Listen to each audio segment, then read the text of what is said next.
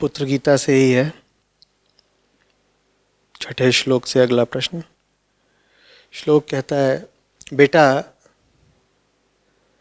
द्विज को चाहिए, द्विज माने ब्राह्मण, बेटा द्विज को चाहिए कि वह पहले ब्रह्मचर्य का पालन करते हुए वेदों का अध्ययन करे, फिर गृहस्थ आश्रम में प्रवेश करके पितरों की सद्गति के लिए पुत्र पैदा करे, विधि पूर्वक त्रिविध अग्नियों की स्थापना करके यज्ञों का अनुष्ठान करे, तत्पश्चात वानप्रस्थ आश्रम में प्रवेश करे, उसके बाद मौन भाव से रहते हुए सन्यासी होने की इच्छा करे। यह है छठा श्लोक। तो सवाल आया है कि मृत्यु हमेशा सर पर नाचती रहती है, उसमें हम इन आश्रमों को कैसे देखें, कैसे समझें? आज के जीवन में इन आश्रमों की कोई वास्तविकता है भी या नहीं, समझाने की अनुकंपा करें। शत शत नमन। कैसी बात कर दी। पूछा है कि मौत हमेशा सर पर नाचती रहती है, इन आश्रमों को कैसे देखें, और आज के जीवन में इन आश्रमों की कोई वास्तविकता है भी या नहीं। ये कैसे लग गया आपको कि आज इनकी कोई प्रासंगिकता नहीं है, आज इनकी किसी तरह की कोई उपयोगिता नहीं है। आश्रम क्या होते हैं? आश्रम होते हैं एक पूर्व निर्धारित तरीका जीवन जीने का।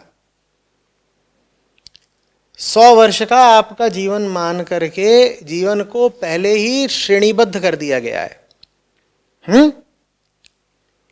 काल के पैमाने पर विभाजित कर दिया गया है। कह दिया गया है पहले 25 साल ऐसा, अगले 25 साल ऐसा, फिर अगला 25 ऐसा, फिर अगला 25 ऐसा।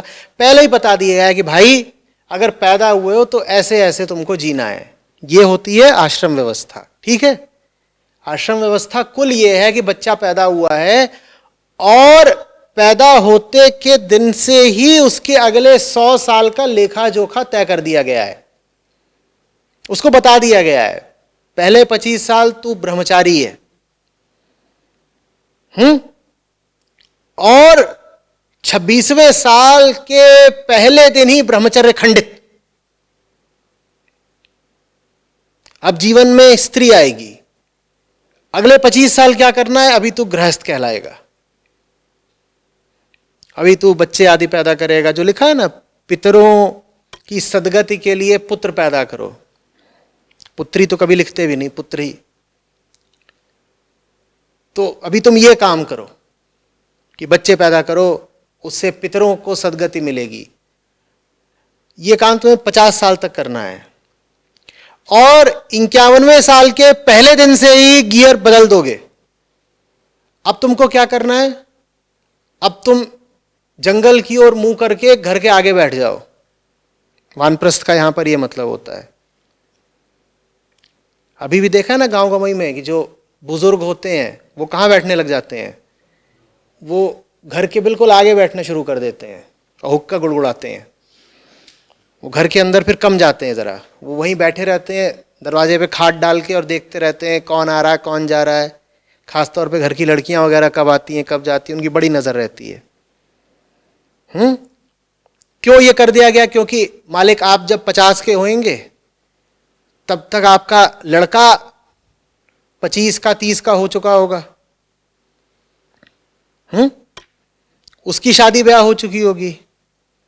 वो बोलेगा प्राइवेसी मांगता, तो आपके लिए तय कर दिया गया कि आप बाहर बैठिए, अंदर बेटे बहू को थोड़ा, नहीं तो उनका गृहस्थ जीवन कैसे चलेगा? पितरों की सद्गति के लिए तो पुत्र पैदा करना पड़ता है ना। माने आपकी सद्गति के लिए उन दोनों को पुत्र पैदा करने का मौका तो दो, नहीं तो आपको ही सद्गति नहीं मिलेगी। तो आप बाहर आकर के हुक्का गुड़गुड़ाएं, और जब 75 के हो जाएंगे तो एकदम जर्जर लुंज-पुंज, गिरने को मरने को, तो फिर आपको बोल दिया जाता है अब तुम जंगल निकल लो। कौन तुम्हारा झंझट उठाए? बढ़िया जाओ जंगल की तरफ, वहीं पे मौन धारण करना, एकांतवास करना, तपस्या करना, और उसके बाद वहीं पर वन्य प्राणियों की क्षुधा शांत करना। भाई इतने जीव जंतु हैं जंगल में, उनके भोजन की भी कुछ व्यवस्था तो करनी पड़ेगी ना, और इतने पौधे हैं उनके लिए खाद का भी तो इंतजाम करना पड़ेगा। तो इनको जंगल भेज दिया, जाओ तुम निकलो। ये सब आपके लिए पहले से ही सुनिश्चित कर दिया जाता है। ये आश्रम व्यवस्था है। और आश्रम व्यवस्था को कभी भी उच्चतम शास्त्रों ने मान्यता नहीं दी है। अभी आप पुत्र गीता पढ़ रहे थे, उसमें भी आश्रम व्यवस्था का खंडन ही हुआ है। पिताजी बोल रहे हैं कि तुम आश्रम व्यवस्था पर चलो बेटे, और बेटे ने कहा आश्रम व्यवस्था की तुम बात करते हो बुढ़ऊ, तुम्हें बात नहीं समझ में आ रही, मरने के लिए खड़े हुए और मुझसे बोल रहे हो शादी कर लो, तुमने क्या जिंदगी देखी अभी तक। तो जो इसमें खंडन भी किया जा रहा है पिता के तर्कों का, वो वास्तव में आश्रम व्यवस्था का ही खंडन है। आश्रम व्यवस्था के साथ जो सबसे बड़ी समस्या है वो ये है कि वो 25 साल के लड़के को या लड़की को अनिवार्य रूप से अध्यात्म से दूर कर देती है। वो कहती है अभी तो तुम इस 25 साल जरा मौज मनाओ, भोग करो, संभोग करो, बच्चे पैदा करो, उसके बाद देखना, 50 के बाद देखना। तो आपके जीवन का जो सबसे ज्यादा ऊर्जावान काल होता है उसका इस्तेमाल कर दिया जाता है, बल्कि उसका दुरुपयोग हो जाता है परिवार बढ़ाने में, पुत्र आदि पैदा करने में। आश्रम व्यवस्था किनके लिए सही थी? ऐसे लोगों के लिए सही थी जिनका कोई आध्यात्मिक रुझान नहीं था। माने 99% आबादी के लिए आश्रम व्यवस्था बिल्कुल ठीक थी। उनको पहले ही बता दिया गया ऐसे जियो, ऐसे जियो, ऐसे जियो। पर वो जो 1% लोग हैं जिनको सच्चा जीवन जीना है, उनके लिए आश्रम व्यवस्था किसी काम की नहीं होती। और उसका प्रमाण स्वयं न जाने कितने ऋषि मुनि हैं जिन्होंने आश्रम व्यवस्था को कभी कोई महत्व दिया नहीं। कितने ही रहे जिन्होंने कहा हमें विवाह आदि नहीं करना है, कितने ही रहे जो 25 साल का ही ब्रह्मचर्य नहीं रखे थे, जिन्होंने कहा हम आजीवन ब्रह्मचारी हैं, हमारा ब्रह्मचर्य ऐसा नहीं है कि 25 पर पहुंच के खत्म हो जाएगा। बात समझ में आ रही है? अब आप पूछ रहे हैं कि आश्रम व्यवस्था की आज कोई प्रासंगिकता है? भाई आज भी पूरे तरीके से आश्रम व्यवस्था ही तो चल रही है। हम और किस व्यवस्था पर चलते हैं? पूरी दुनिया आश्रम व्यवस्था पर चल रही है, सिर्फ भारत ही नहीं। न सिर्फ भारत, न सिर्फ हिंदू लोग, हर पंथ के मानने वाले, हर देश के लोग आश्रम व्यवस्था पर ही तो चल रहे हैं आज भी। आश्रम व्यवस्था माने क्या? एक पूर्व नियोजित तयशुदा जीवन जीना। इतने दिनों तक ये करना, इतने दिनों तक ये करना, इतने दिनों तक ये करना, फिर ऐसे करना। ऐसे तो पूरी दुनिया जीती है, चाहे हिंदुस्तान हो, चाहे चीन हो, चाहे अमेरिका हो, हर जगह ऐसे ही तो चल रहा है। हाँ, कहीं पर ये जो व्यवस्था है बहुत ज्यादा कड़ी है और कहीं पर व्यवस्था थोड़ी लचीली है। कहीं पर यह रहता है कि चलो कोई बात नहीं, 25 में नहीं शादी करी, 32 में कर लो। और कहीं पर यह रहता है कि 25 की मोहलत नहीं मिलेगी, खासतौर पर अगर लड़की हो, 21-22 में ही निकल लो। है कोई ऐसा जो सर्वथा मुक्त जीवन जीता हो? जो सर्वथा मुक्त जीवन जीता हो सिर्फ वही कह सकता है कि मैं आश्रम व्यवस्था से बाहर हूं। वरना तो सब आज भी आश्रम व्यवस्था का ही पालन कर रहे हैं। हो सकता है कि आप ऐसे हो जो किसी तरह के धर्म को ना मानते हो, अपने आप को नास्तिक कहते हो, आजकल बड़ा प्रचलन है। लेकिन अपने बेटे से आप तब भी कहेंगे son now you are 25, I mean what's next? ये आप कुछ नहीं कर रहे, ये आप आश्रम व्यवस्था की बात कर रहे हैं। जब आप अपने बेटे से बोलते हैं कि बेटा अब आप 25 के हो गए हो, बताएं अब आप क्या करेंगे, तो आप वास्तव में यही तो कह रहे हैं कि भाई अब तुम मतलब बताओ नाटक का अगला अध्याय क्या है, पर्दा उठाओ बेटा। या जब आप कहते हैं कि अब ये सब तो ठीक है मतलब, लेकिन तुम लोगों की शादी को अब 4 साल हो चुके हैं, वो कब आएगा? तो ये आप आश्रम व्यवस्था के अंतर्गत ही तो बात कर रहे हैं ना, और क्या कर रहे हैं? नहीं, दुनिया का हर मार्केटर, हर विक्रेता, हर विज्ञापनदाता अच्छे से जानता है कि उसका जो माल है वो किस आयु वर्ग के लोगों के बीच बिकेगा, उसे कैसे पता बताओ? क्योंकि वो अच्छे से जानता है कि जब आप 35 के आसपास की उम्र के होते हो तब सबसे ज्यादा संभावना है कि आप मकान वगैरह खरीदने में पैसा लगाओगे, क्योंकि आश्रम व्यवस्था ऐसा अनुमोदित करती है, आश्रम व्यवस्था में ऐसा लिखा हुआ है। आधुनिक आश्रम व्यवस्था, पुरानी वाली नहीं। और आज तो उस व्यवस्था का शिकंजा और भी कड़ा हो गया है ना। आप जाइए अपने दफ्तर और मान लीजिए आप 35-38 के हो गए हैं, तो आपके जितने सहकर्मी होंगे, कलीग्स, वो ऐसे ही पूछेंगे, so I mean you know I am getting my second flat done. और आप कहेंगे मैं ही रह गया पीछे, मेरा एक भी नहीं है। फिर आप भी लगाएंगे किसी बिल्डर के चक्कर, कहेंगे अरे मैं छूटा जा रहा हूं पीछे पीछे। ये आश्रम व्यवस्था ही तो है कि मैं 38 का हो गया और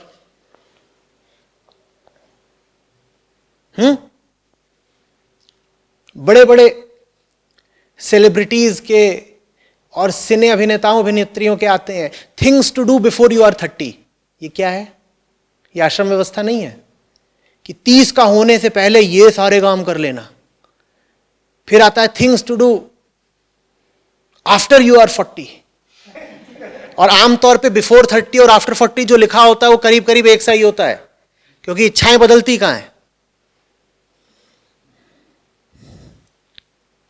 ये आश्रम व्यवस्था ही तो है ना। और आप गिन रहे हो कि अच्छा ऐसे करना है, वैसे करना है। फिर आता है ऐसे, Kukku and Kikki will give you serious relationship goals. ये क्या है? ये आश्रम व्यवस्था नहीं है कि कुक्कू और किक्की किसी द्वीप पर जाकर के किस तरह लफंगाई कर रहे हैं, तुम भी देखो और सीखो और तुम भी वही सब कुछ करो। ये पटकथा पहले से ही लिखी जा रही ना, आपको दोहराने के लिए कहा जा रहा है। ये सब आश्रम व्यवस्था ही तो हुई। आश्रम व्यवस्था माने जो पहले से तय है, जो दूसरे तय कर रहे हैं तुम्हारे लिए, जो उम्र तय कर रही है तुम्हारे लिए, तुम उसका पीछे पीछे पालन करते रहो। ये सब क्या है?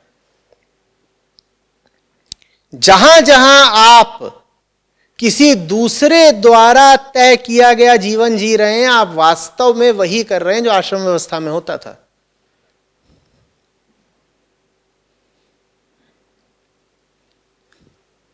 जानते हो खौफनाक बात क्या है? 99% लोगों के लिए ऐसा ठीक भी है। जैसे मैंने कहा ना कि आश्रम व्यवस्था 99% लोगों के लिए बिल्कुल उपयुक्त थी, वैसे ही आज भी 99% लोग ऐसे ही हैं। उनकी सामर्थ्य ही यही है, उनकी औकात ही यही है कि वो वही जीवन जिए जो दूसरे उन्हें सिखा पढ़ा रहे हैं। ये बहुत खेद की बात है, पर ऐसा ही है। 99% लोगों ने जैसे अपनी आत्मा को बेच खाया होता है। उन्होंने अपनी स्वतंत्रता न जाने कहां गिरवी रख दी होती है, खा गए होते हैं, बेच आए, पता नहीं क्या। वो ये सामर्थ्य खो ही चुके होते हैं कि कोई मौलिक फैसला कर पाए। तो उन बेचारों को अगर तुम बताओगे नहीं कि कैसे जीना है, तो वो जी नहीं पाएंगे। उनको बताना पड़ता है। तो फिर अखबार वाले और कॉलमिस्ट और सेलिब्रिटीज उन्हें आके बताते हैं कि इस साल ना यहां पे वेकेशन करना। तो कहते हैं ठीक।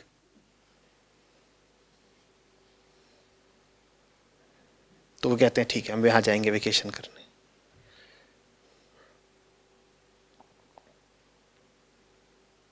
बहुत अफसोस की बात है, पर ऐसा ही है। ये सारी बातें जो मैं अभी बोल रहा हूं 99% लोगों से बोल भी नहीं रहा। मेरी कोई बात उनके लिए महत्व नहीं रखेगी। और उससे भी ज्यादा खतरनाक बात यह है कि हो सकता है वो मेरी बातों को सुन के मेरी ही बातों को एक नया आश्रम बना लें, क्योंकि उन्हें अपने पांव पर तो चलना नहीं, उन्हें किसी न किसी का सहारा चाहिए। अगर मैं उनसे कहूंगा अपने पुराने सहारे छोड़ो, तो वो मुझे अपना नया सहारा बना लेंगे। तो उनसे मेरी कोई बातचीत नहीं। मैं उन 1% लोगों से बात कर रहा हूं जिनमें सही सच्चा मौलिक जीवन जीने की संभावना है, लेकिन वो भटके हुए हैं। जिनका कम से कम इरादा है कि वो स्वतंत्र जिए, मैं उनसे बात कर रहा हूं। जिन्होंने अब इरादा भी छोड़ दिया, उनसे क्या बात।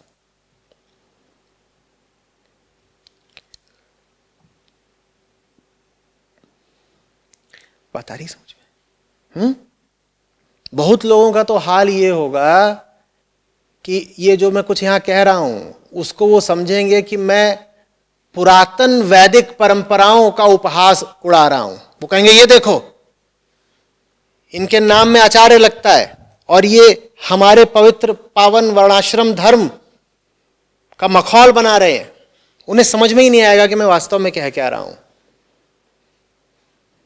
उन्हें समझ में ही नहीं आएगा कि मैं वेदों का जो उच्चतम और आखिरी लक्ष्य है मुक्ति, मैं उसकी बात कर रहा हूं।